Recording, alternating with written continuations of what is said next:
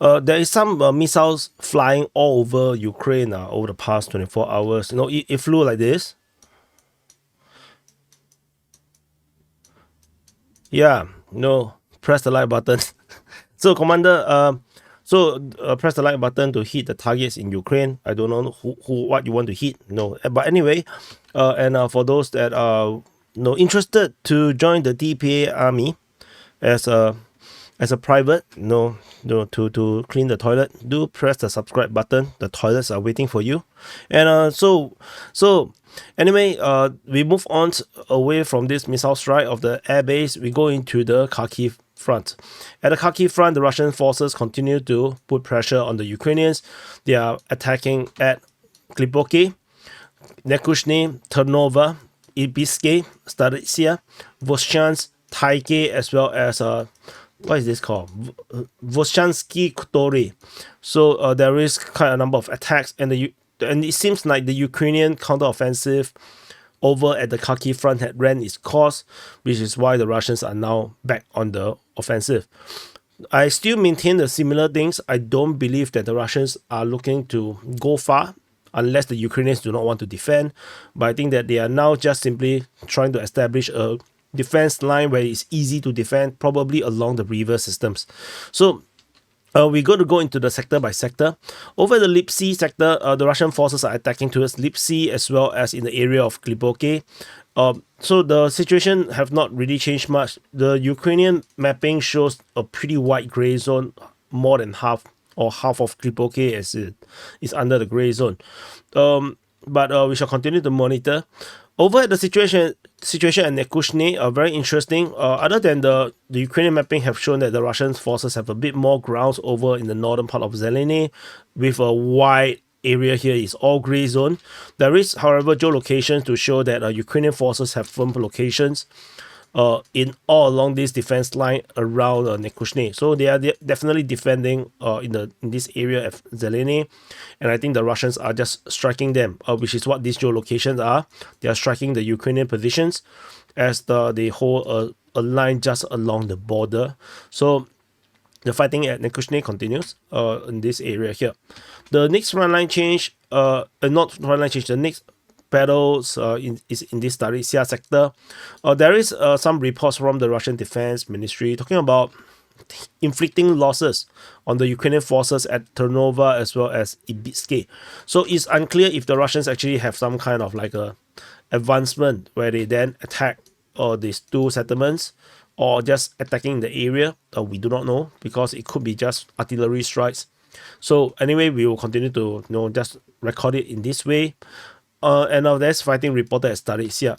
This comes after a pause around 2 weeks.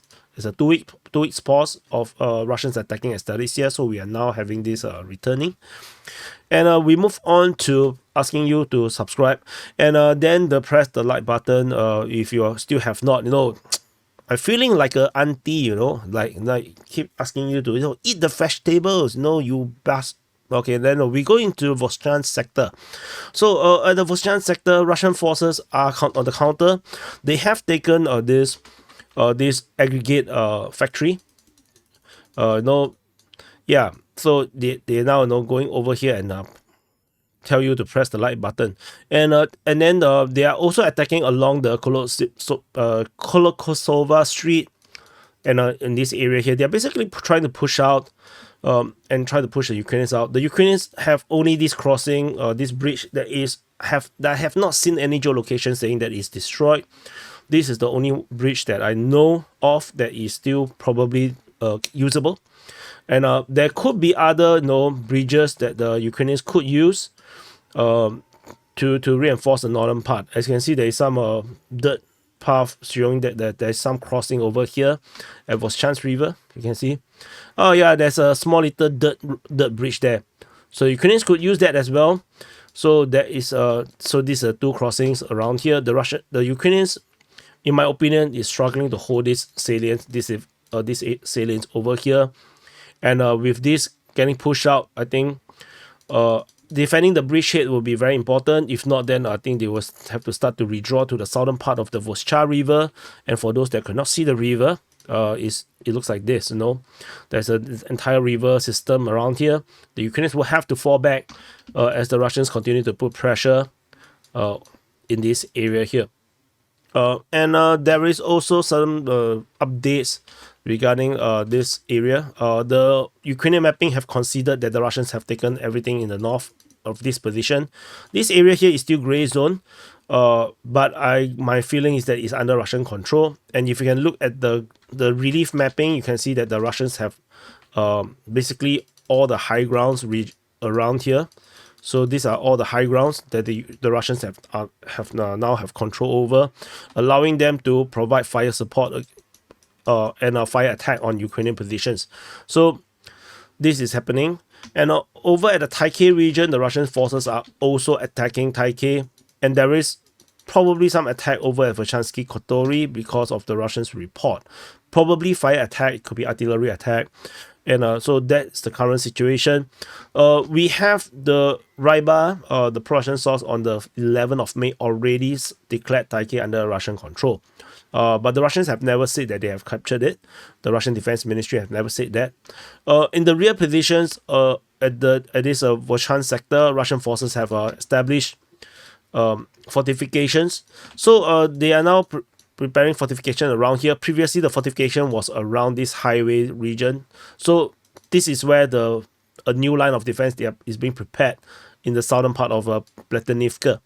So, and they're probably going to establish a new line after they can push back the Ukrainians. The Ukrainians give up fighting around this area here, making the entire Vovchansk a gray zone or Russian capture. Then maybe the Russians can establish a second line, and it will, once the Russians start to develop all this line of defense, it would almost certainly lost forever for the Ukrainians. Unfortunately speaking, the Ukrainians can't even fight very effectively right now.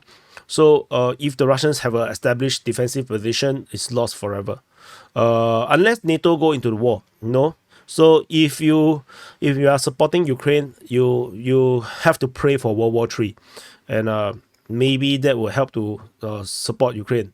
But everything for democracy, for freedom and democracy, whatever the cost is worth it, even if it means World War III.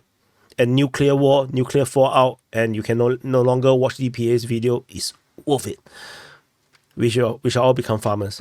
So and you cannot be fishermen. The fish are all poisoned by radiation. So anyway, we move away from the Kharkiv front. We move into the Kupyansk front.